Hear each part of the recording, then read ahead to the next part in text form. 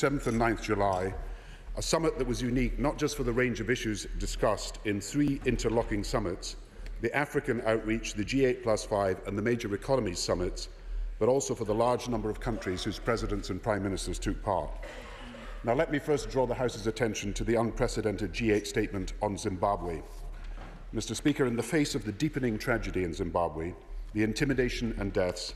the violation of human rights, the detention of political prisoners, the G8 made clear that we do not accept the legitimacy of the Mugabe government and that the UN Secretary-General should now appoint a special envoy both to report on the deterioration of human rights and to support regional mediation efforts to bring about change. The G8 also called for the immediate resumption of humanitarian aid essential to preventing further suffering and loss of life, and we resolved that we would take further steps to take financial and other measures against those individuals responsible for the violence. As the House knows, we have followed this up immediately with a UN Security Council resolution now being discussed in New York. We propose an international arms embargo on Zimbabwe, including a ban on all supplies of any arms, weapons, ammunition and military equipment, and we list in the resolution 14 named members of the Mugabe inner cabal against whom travel and financial sanctions should be imposed by the whole international community. And we have now set in train work to identify in Africa, Asia, America and Europe, through a forensic assessment, both the physical assets and the bank accounts and finances of those 14 people. The UN resolution will also establish a committee to monitor the operation of these sanctions. With worldwide sanctions and a worldwide arms embargo that we propose, our aim is that there be no safe haven and no hiding place for the criminal cabal that surrounds the Mugabe regime. And now that the G8 has taken its decision, we propose that the United Nations now puts the full weight of the international community in isolating an illegitimate government. At the heart of the summit's other considerations and conclusions were the triple shocks hurting the world economy: the doubling of oil prices, rising food prices, and because of the credit crunch, the rising cost of money. 3 shocks that it is now agreed cannot be solved by traditional monetary policy means alone, but require direct action that will tackle the sources of oil and food inflation and make for more stable commodity, agricultural and financial markets. And the summit also reflected a world that is changing fast, with a consensus about the new economic power in Asia, that oil, commodity and food price represents global problems that require global solutions, that there is an economic as well as an environmental imperative to break our dependence upon oil, that we should act in Africa and on international development for moral reasons, but also because developing countries hold the key to addressing our food shortages and will be the ones most affected by climate change. So first, while as the summit noted there are many explanations for the doubling of oil prices in a year, and that the scale of change is now greater than the oil shock of the 1970s,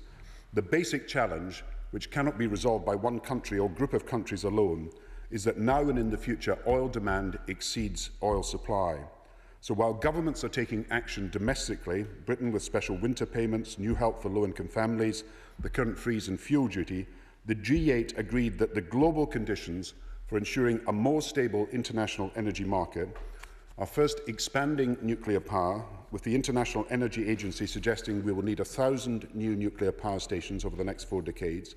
Second, accelerating the expansion worldwide of renewables. Thirdly, radical measures in each of our continents to improve energy efficiency. And fourth, cooperation between oil producers and oil consumers to ensure greater understanding of the balance between supply and demand, and then to ensure new investment in all sources of energy. And the G8 supported the London summit that will be held later this year between producers and consumers. Britain reported that for our part we are following up changes to the North Sea licensing structure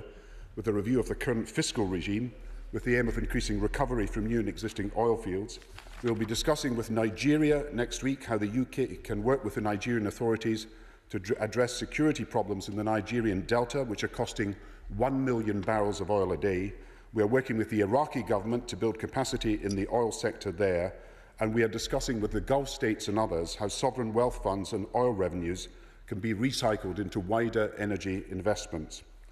Global action to improve energy efficiency and to reduce the world's dependence on oil will not only help reduce energy and fuel bills for households and industry in countries like ours, but will also help fight the battle against climate change. and that is essential to the future prosperity and security of the wider world.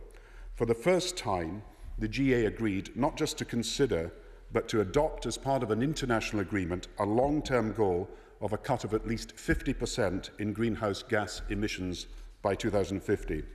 For the first time also, we agreed on the need to have interim goals and national plans to achieve them. And I welcome the fact that the Major Economies Group, which now includes China, India, Mexico, South Africa, Brazil, Australia, Indonesia and South Korea, as well as the G8, agreed to continue to work together in the UN to achieve an international climate agreement next year, and that the major emerging economies have agreed to adopt appropriate mitigation actions with a view to reducing their emissions below what is called business as usual. As a measure of our shared commitment to meet these challenging goals, the G8 also agreed to 25 recommendations on energy efficiency standards, including agreement that each country will put in place car and consumer goods standards, standards that we said that if implemented globally could cut global oil consumption by 15%, energy-related carbon emissions by 20%,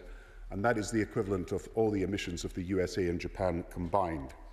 As I told the summit, these standards include Britain pressing in the European Union for an average fuel efficiency target of 100 grams of CO2 per kilometre by 2020, and the Secretary for Transport is today publishing a consultation paper in support of this target. Britain will also work with other countries in the European Union on the scope for commercialising the production of electric, plug-in and hybrid motor vehicles. To make a reality of and to monitor higher energy efficiency standards, we're also setting up a new G8 Energy Forum to meet in the autumn to examine how we can globally adopt new standards and new technologies, and this will feed into the next meeting of the Consumers Dialogue in London and Producers Dialogue in London, which was supported by the G8 and will happen before the end of the year. We will seek to make permanent these initiatives on energy by setting up an international partnership for energy efficiency cooperation as a high-level forum to accelerate the adoption of these new technologies and for greater energy efficiency.